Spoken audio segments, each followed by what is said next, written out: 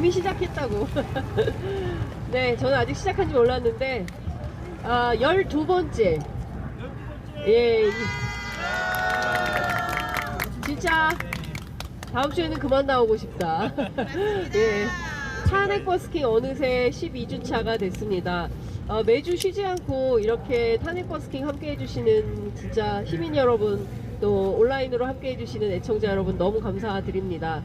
탄핵 버스킹은 장윤선의 취재 편의점 박주민 TV가 처음 기획을 해서 지금은 이제 민주당의 상당히 많은 의원님들이 게스트로 참여를 해주셨는데요. 오늘은 특별하게 여러분 국회 상임위원장 두 분이 나오셨습니다. 예, 자 우선 제가 예, 예, 국회 교육위원장 맡고 계신 김영호 의원님 인사 먼저 듣겠습니다. 네, 안녕하세요. 네, 굉장히 교육스럽지 않은 사람이 교육위원장을 맡고 있어서 네, 우리 김건희 논문만큼은 제 임기 내에 매듭짓겠다라고 공언을 했는데 얼마 전 이제 숙명여대학교에서 김건희 논문은 표절이 맞다라고 이제 확인을 해줘서 우리 국민께 드린 저의 약속을 지키게 됐고요. 이제 후속 조치를 우리 교육위원회에서 잘 마무리할 생각입니다. 오늘 탄핵 버스킹에 이렇게 초대해 주셔서 감사하고요. 오늘 저에게 주어진 시간 또 우리 국민들과 소통하면서 이 어려운 위기를 우리 국민들의 지혜도 빌리고 또 국회 투쟁력도 키워서 반드시 조기에 매듭짓겠다라는 말씀드리겠습니다. 고맙습니다. 자, 그리고 이용호 의원님 벌써 세 번째인가요? 세 번째. 자, 인사 말씀 듣겠습니다. 네, 안녕하세요. 더불어민주당 법률위원장 인천 서구 국회의원 이용호입니다. 반갑습니다.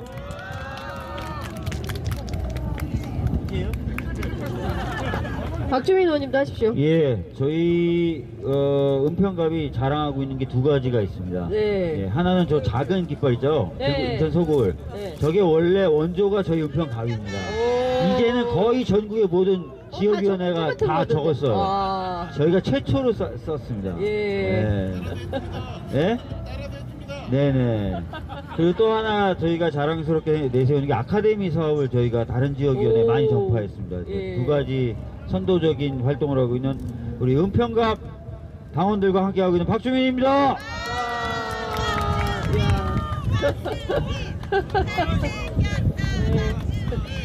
아이 잘생겼어.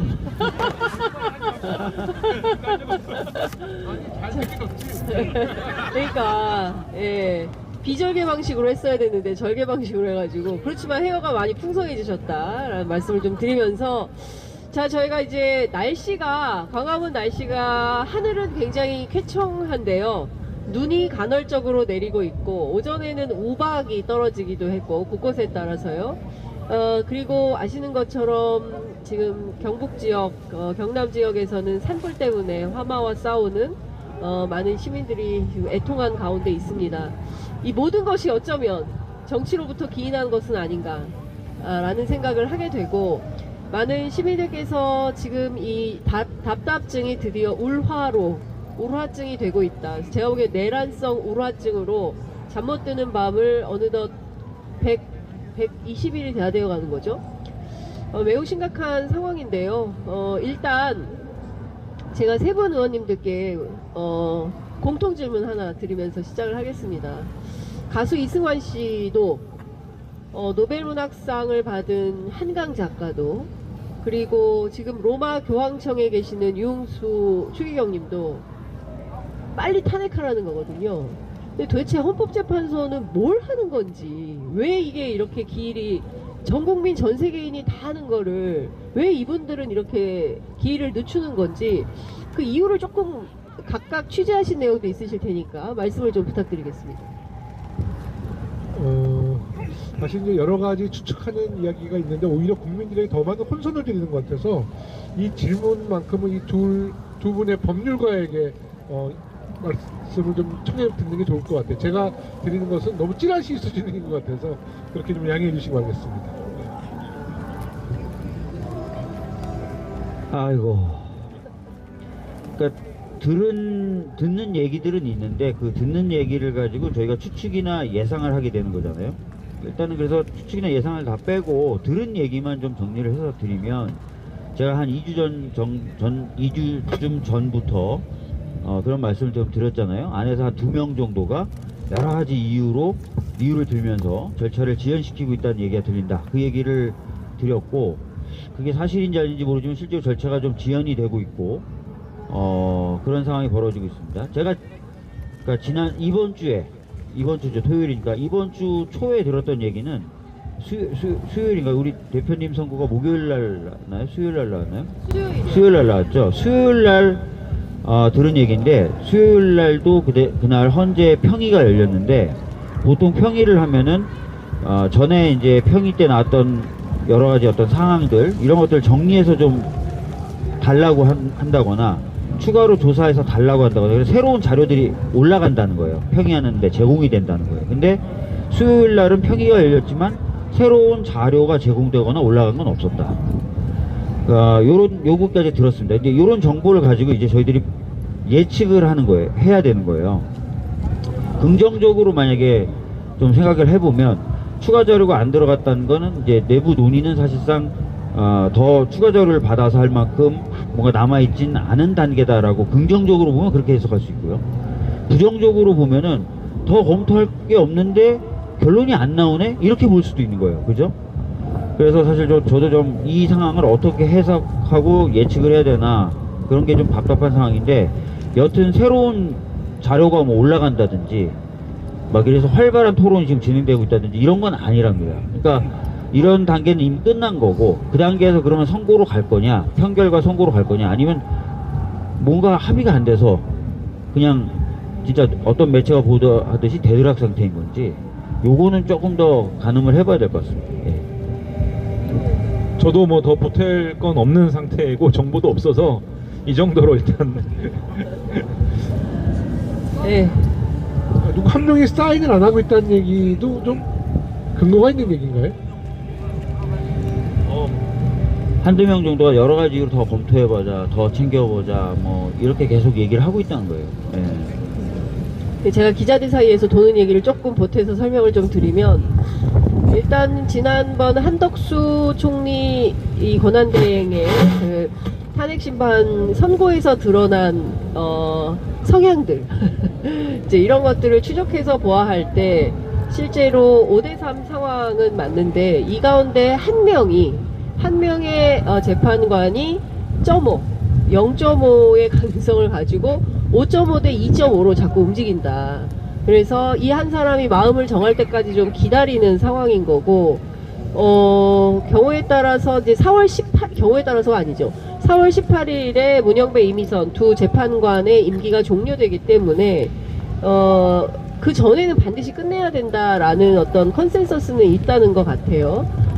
여기에서 실제로 마은혁 재판관을 한덕수 총리가 임명을 한다 하더라도 그러니까 9인 체제로는 불가능한 거죠. 왜냐하면 새로운 재판관이 들어오면 다시 변론 갱신 절차를 들어가서 다시 또 재판을 들여다봐야 되고, 그것은 피청구인 측에서 요구를 할 것이기 때문에, 그럼 또 무한정 늘어져서 그 사이에 뭐 빠지고 막 상당한 혼란이 있기 때문에 그건 좀 곤란한 거 아니냐라는 얘기가 있다는 것 같고요.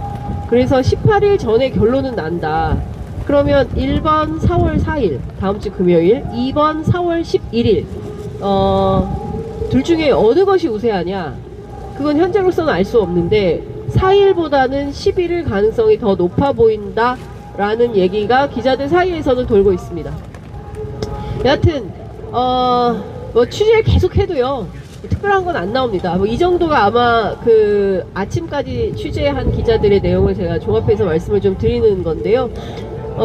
여하튼 답답하시지만, 근데 또 이런 것 같아요. 그 이제 여론의 눈치를 상당히 보는 재판관들이기 때문에 여론이 어떤 방향으로 어떻게 움직이느냐, 이게 주의해서 보아야 되는데, 특히 어제 발표된 갤럽 여론조사에서 중도층 같은 경우에는 다시 70%가 이제 기록이 됐습니다. 그러니까 전주보다 2%포인트, 그러니까 전체는 58에서 60%로 2% 올랐고요. 중도는 70%를 찍었기 때문에 여전히 그 흐름은 이어지고 있다.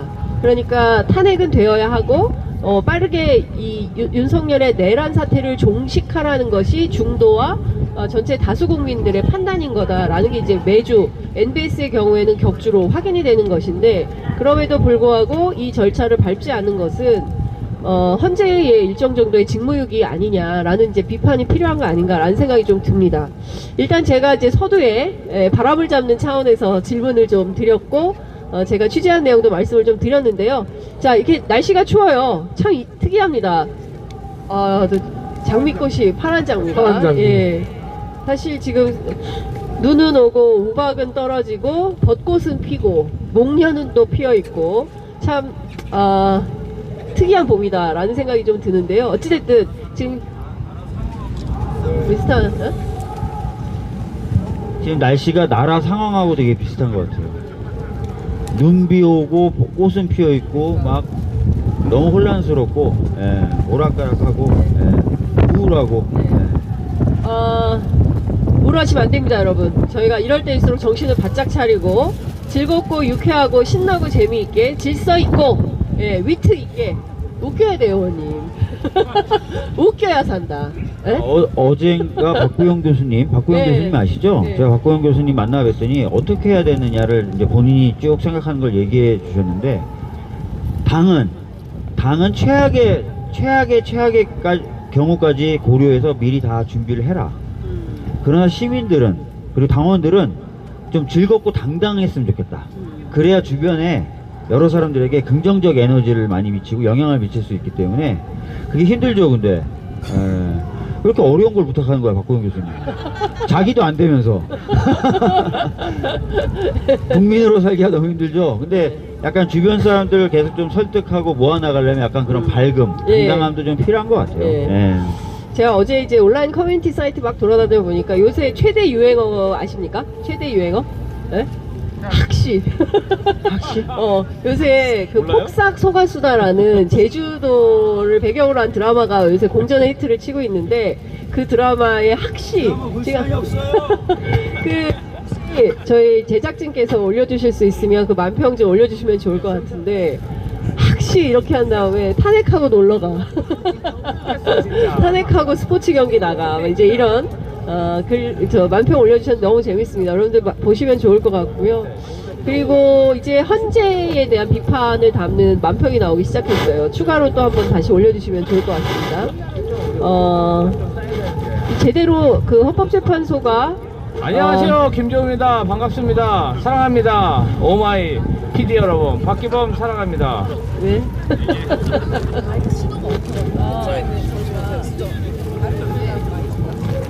사랑합니다, 여러분. 주파수가 막, 자.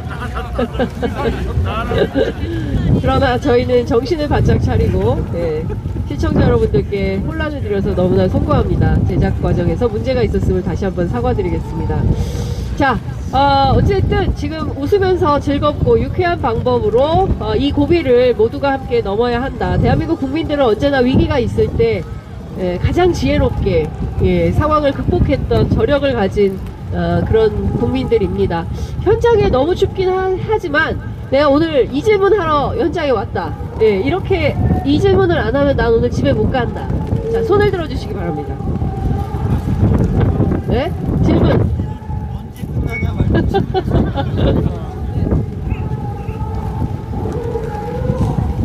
네, 제가 어렸을 때 농사 짓는 거 보면은 그 수로가 다 돼 있는 용기가 있는데 꼭 하늘에서 비가 와야 농사를 짓는 천수답이 있어요. 그거는 꼭 비가 와야 되는데 우리가 헌재를 바라보는 게 꼭 그런 천수답 바라보듯이 비가 오길 기다리고 있지 않나. 그래서 우리는 광화문에서 떠들고 의원님들은 국회 본회의를 열었으면 좋겠습니다. 사실 이제 최근에 제가 민주당 의원님만 3분이 계셔가지고 얘기하기가 좀 그런데 좀 국회에서 세게 싸워라 라는 시민적 요구가 있는 것은 사실인 것 같습니다. 걷기는 시민들이 해도 될 것 같다. 그 광화문 광장도 시민들이 채워도 될 것 같다. 국회의원들 지난 총선에서 우리가 윤석열 정권의 무소불위에 대항하기 위해서 지난 총선에서 범야권 개혁신당 빼더라도 189석을 만들지 않았습니까? 그럼 이 힘을 국회 안에서 역할을 함으로써 힘을 발휘해야 된다. 다음 주 국 본회의 연속 이틀 잡아야 됩니다. 잡힙니까? 뭐 잡아야죠. 네, 뭐 저도 뭐 늘 그 사실 원내 원행 병행해서 투쟁하자고 계속 강조를 하고 있었고요. 사실 그 광화문에서 어저께도 이제 시민들로부터 항의도 받았어요. 광화문 집회는 시민들이 할 테니 의원들은 원내에서 투쟁하라 이런 말씀을 주셨는데, 저는 사실 그 원외 투쟁은 기본이라고 생각합니다. 왜냐하면 우리 또 존경하고 사랑하는 당원분들이 광화문에 오시기 때문에 우리 지역위원장분들 함께 해주는 것은 기본이고, 조금 자기 사적인 시간 줄여가면서 특히 원내 투쟁을 좀 강행하는 차원에서, 얼마 전에 이제 오늘 제가 좀 홍보를 하자면 김건희 가족 측근 비리 민주당의 그 국민 특검이 도입이 됐거든요. 이제 특검이 사실 김건희 특검이 진작 도입이 됐어야 되는데 거부권 때문에 못했잖아요.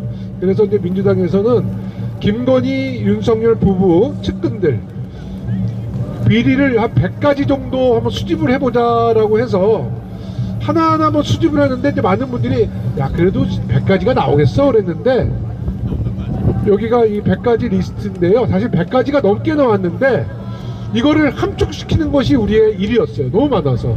거기다가 어저께 그 심우정 딸 그 외교부 국립외교원 티켓 채용 문제가 이제 101번째 측근 비리로 포함이 됐는데요. 저희 국회에서 이제 국회 거부권 때문에 이제 무력화되는 거 말고 우리의 의지만 있으면 할 수 있는 것이 청문회와 국정조사입니다.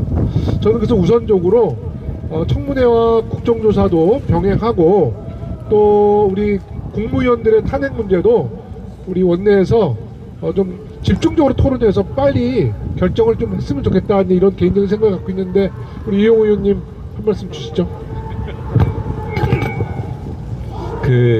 뭐 다들 아시겠지만 이 사건 가지고 이렇게 변론 종결 이후에 한 달 넘게 논의를 한다는 것 자체는 이제는 헌법재판소가 본인들의 책무를 지금 방기하고 있다, 저는 이렇게까지 좀 비판을 하고 싶고요. 사실은 내용적으로는 파면 8대0 만장일치 결정이 안 나올 수 없는, 그러니까 각하결정문하고 기각결정문을 쓰는 게 법률의 영역에서는 불가능한 사건입니다. 근데 그런 사건을 이렇게 한 달 이상 계속 논의를 한다라고 하는 것 자체가 국민들은 물론이거니와 법률가들, 뭐 국회의원 말할 것도 없이 다 이해가 안 돼요. 그래서 저는 아까 첫 질문에서 답변하기가 굉장히 좀 답답했던 게, 당연한 만장일치 파면 사건을 왜 이렇게 끌고 있을까? 사실 저희는 정보가 없어요. 여러 가지 100만 가지 설들이 돌아다니고 있지만 다 그 설이고 다 틀렸지 않습니까? 그러니까 알 수 없는 영역에서 무슨 일들이 벌어지고 있긴 한 것 같다, 이런 생각인데, 저는 소위 고위 지연파라고 이제 규정을 하는데요. 고위 지연파 재판관들이 있다라고 생각을 합니다. 어떤 명분과 그런 것도 없이 이러저런 변명을 가지고 여기까지 끌고 왔다라고 생각을 하고요. 설령 고위 지연파가 뭐 각하나 기각 주장을 하면서까지 지연을 시킨다고 하더라도 도저히 수긍할 수 없는 내용이다라고 생각을 하고요. 그래서 그러면 이제 국회는 뭘 할 수 있을까? 한덕수 대행의 생각을 바꾸는 조치들이 한 축에 있을 것 같고요.